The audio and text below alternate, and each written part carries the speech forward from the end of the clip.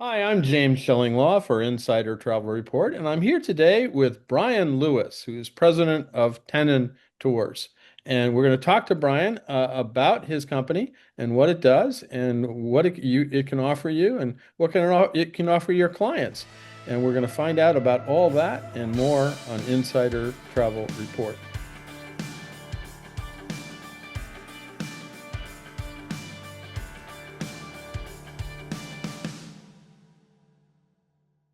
Brian, first of all, great to see you. How are you doing? I'm doing great. Thanks for having me, James. It's We're just passing Q1 right now, so it's a pretty exciting time to see where we've been the first half of the year, the first quarter of the year, and where we're going the rest of the year. So all is well here in Boston. Okay, yeah, I was just going to ask you where you're based, and you are based in Boston. And when did you first launch Tenon Tours, and what need did you see for what your company offers? I launched Tenon Tours in the fall of 2007. I formed the company, and we officially launched in 2008. And I was inspired by two personal trips that I had just completed. One was an executive development program over in France. Okay. And the second one was a little bit more personal, was a trip to Russia, a couple of trips to Russia to adopt two of my children. Oh, wow. And I had just come off of a 6 month sabbatical from my previous company and was really trying to do some soul searching. And so I looked at these two experiences myself and said, I think I can do a more personalized approach for trips abroad.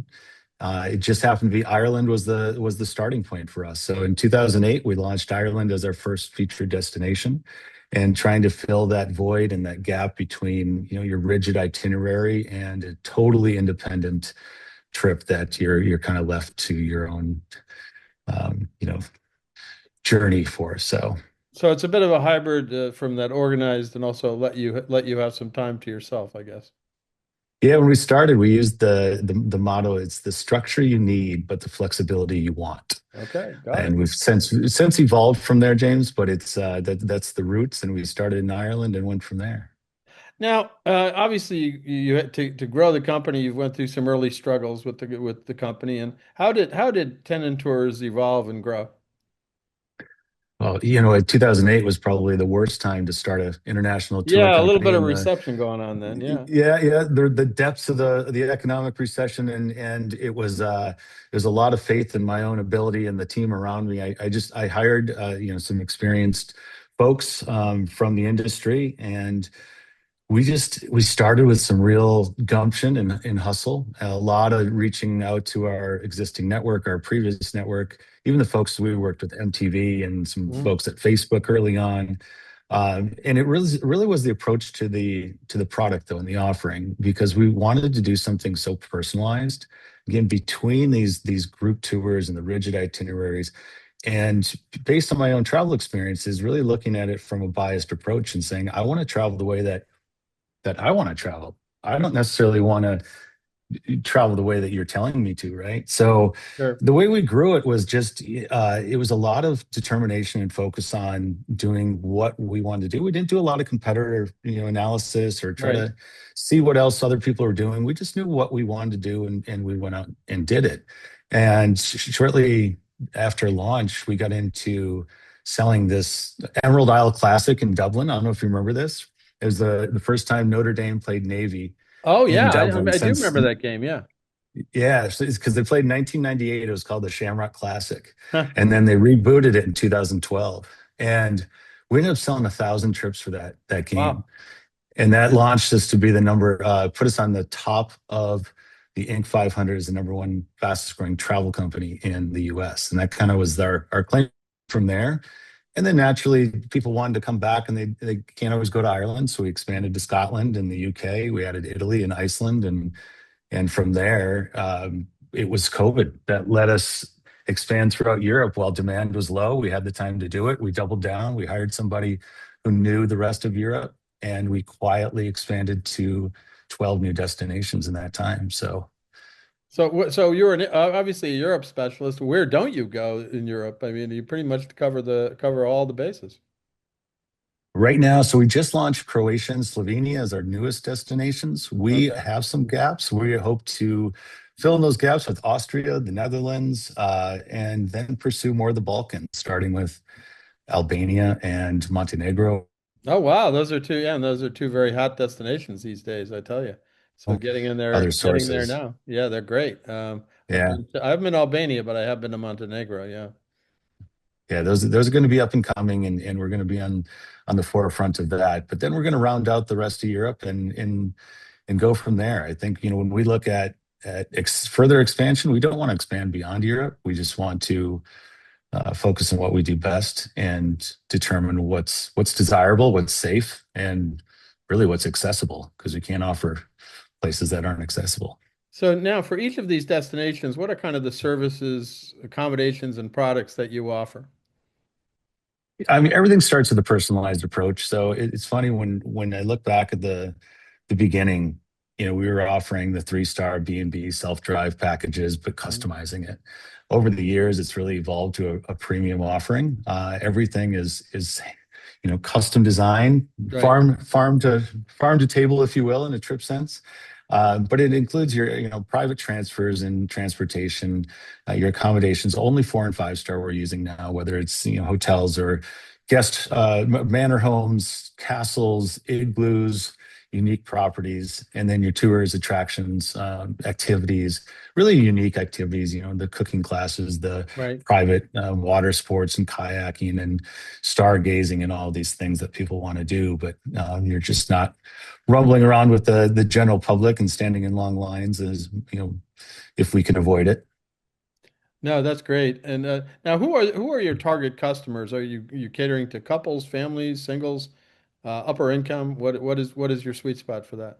You hit it. You nailed it all in the head. Those are, we don't do a lot of groups. We don't do, mostly our target market our average trip is 2 to 4 people, and it's high income professionals with their families, usually within 100 miles of a major airport. There's really 10 states that we target, Right, and that kind of goes for all of Europe. And those who we kind of we have two buckets. One is there are those who don't know where to start, where our experts and our travel designers can really, start from scratch and lead them down the right path. And then there are those who know exactly what they want, and right. they just don't have time to do it. And we enjoy working with both, and that goes for the direct consumer and travel advisors who may not be as familiar with some of these destinations, or they may be and just want to hand it over to us to put it together for them. So you say you're doing individual tours, but you did have that early business with the Notre Dame football. That was probably more group, right? Yeah, it's kind of changed over the years. We used to do a lot more in the group space. We were working with churches and schools, and even a Coast Guard trip. We had the one group of they called themselves White Witches. So they go to Ireland. They'd seek out these, I don't know, these sacrament sites or something. I wasn't really involved in that, but we were doing a lot more in the group space and special events. And now we've focused on that, just the high end FIT market. Okay. It's what we do best, and if we get the group that comes to us just because of our experience and expertise, we'll certainly put it together. But it's not something that we actively market, on a outreach basis. So no more Notre Dame football groups at this point. I wouldn't say no more. I mean, we've actually got we've got a group from the original 2012 game Oh wow. that we are working with on the Normandy 2029. So 4 years from now, they started last year.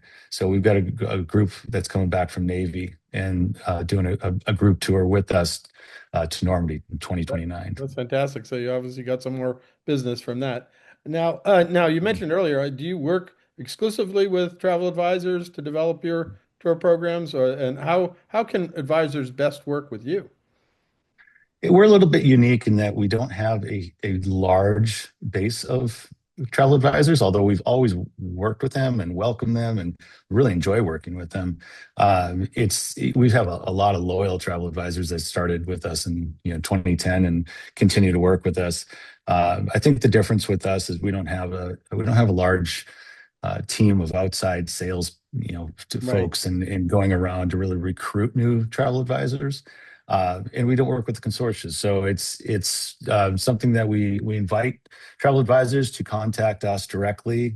Usually they register on our website.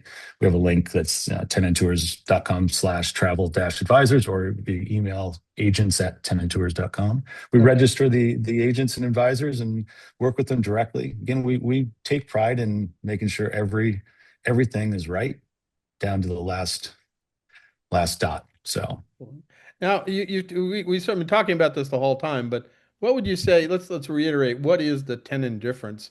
What's that secret sauce that kind of makes your programs unique in the market? I'd say the first thing is just the high level of personalization. Hmm. We're focused on delivering the highest of standards, and that is working through every detail. Okay. The second one would be what we call buyer side service, and that's part of, I guess, our high standard. But buyer side service for us is that 24/7 concierge service Right. where everything we're always available if there's an issue or if they want to book a next day tour, and that also comes with the mobile app that we input every single confirmation every day, every itinerary, every Mhm. detail into their mobile app, and there's a chat feature right there that can reach our team. So we do have a very high level of that the service accessibility, I guess. And again, it's called buyer side service, and that's just kind of our all encompassing concierge service. Okay. And then what we consider our whole customer journey, we call it start to never finish. So from the moment you contact us, we we pay attention to every detail and make sure you're warm and fuzzy all the way through the trip and when you return, so you keep coming back. Now, you mentioned you're adding more European destinations, and you're just closing on Croatia and Slovenia, I think you said, that you're going to start offering So that, and try to get really almost all the European destinations covered. Austria. Uh, would you ever venture beyond Europe? Where does your growth path lead? yeah, I think just we had a bit of an identity crisis right before COVID, where we started thinking about other areas around the world that we could expand to. Australia, New Zealand. We saw some competitors doing the same thing. And when COVID hit, we did again have the time to kind of resolve this Right. identity crisis, and we determined that we wanted to focus only within Europe. We wanted to be the Europe experts, and it's going to stop there because we can always get better at what we do. I think we're Right. just scratching the surface in some of these countries, and there's so much business to be had by all, and I think we'll just continue to become even better experts at the countries we offer. We just don't want to dilute our offering and be a jack of all trades, master of none. Yeah. Yeah. We'd rather really specialize and be known for that specialty. So we're going to stop at the borders. Well, is there anything else you would like to tell our 125,000 travel advisors out there? And can you remind us again about where they can go and find out more about Tenon Tours? Yeah, the one thing I do want to let everybody know, and this isn't as publicized, is we also acquired a motorcycle tour company in Ireland. I don't know if you knew this, but it's called No, I Lemon Rock. okay. Yeah, and it's our fastest growing segment under the Tenant Tours brand. So it is a separate. It's one company but two brands. So we acquired it. This is our third season, so two years ago, and we have our own fleet of BMW motorcycles in a depot north of Dublin. And that's the only brand that we do preset itineraries because we curate the exact roads that you ride Right. and motorcycle friendly hotels. We make sure there's parking and dining late at night, and it's really exciting because I'm a avid motorcyclist myself, Okay. and this was just kind of a match made in heaven. And James, I'm telling you, this went from being a lifestyle brand to a real business with the same standard as Tenon, and it's growing really fast. And we can, because our bikes are in Dublin, and there's easy access to the UK. We're really pushing full Ireland UK tours that you can ferry over from Belfast, tour Scotland, come all the way down through England and Wales, ferry back.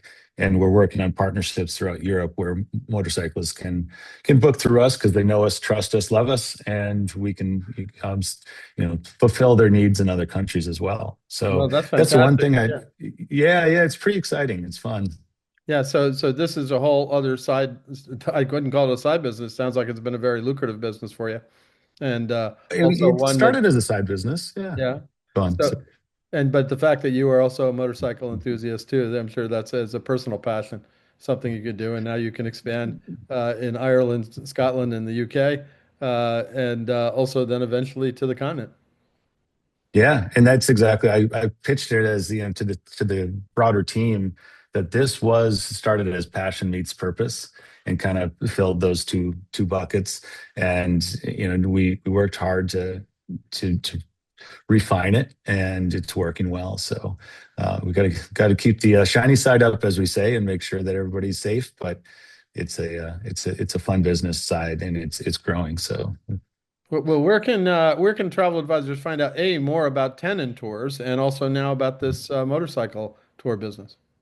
yeah, so Tenon Tours, it's Tenon, tenontours.com /travel dash advisors. Very easy. Or again, just email us at agents@tenontours.com. Okay, And or pick up the phone. I think our tenontours.com has all the contact info that you need. The motorcycle business, again, it's a tour company based in Dublin. It's called Lemon Rock, and our website there is ridelemonrock.com. fantastic. Well, it sounds exciting. I've actually never ridden a motorcycle, so I'd have to learn how to do that. But it sounds like a great way to see it, and of course, there's a huge market here in the U.S. for that, and they're not all Hell's Angels, you know. So it's They're not. It's a different rider, but we get riders from all over, and that's what's kind of cool, James. That Lemon Rock kind of opened our doors to a global audience and a global right. market base because it's also we can just do rentals for with Lemon Rock. We get riders from Australia and India and China, and it's riders all over the world, which is pretty cool. Fantastic. Well, Brian, I want to thank you for taking the time to fill us in on Tenon and Lemon Rock too. And it Thank sounds you. like you're really building the business quite well now as you spread across Europe and now spread into another very, very interesting niche with the motorcycles. And again, thank you so much for spending some time with us. Absolutely. Thanks for having me, James. I'm James Shillinglaw, and this is Insider Travel Report.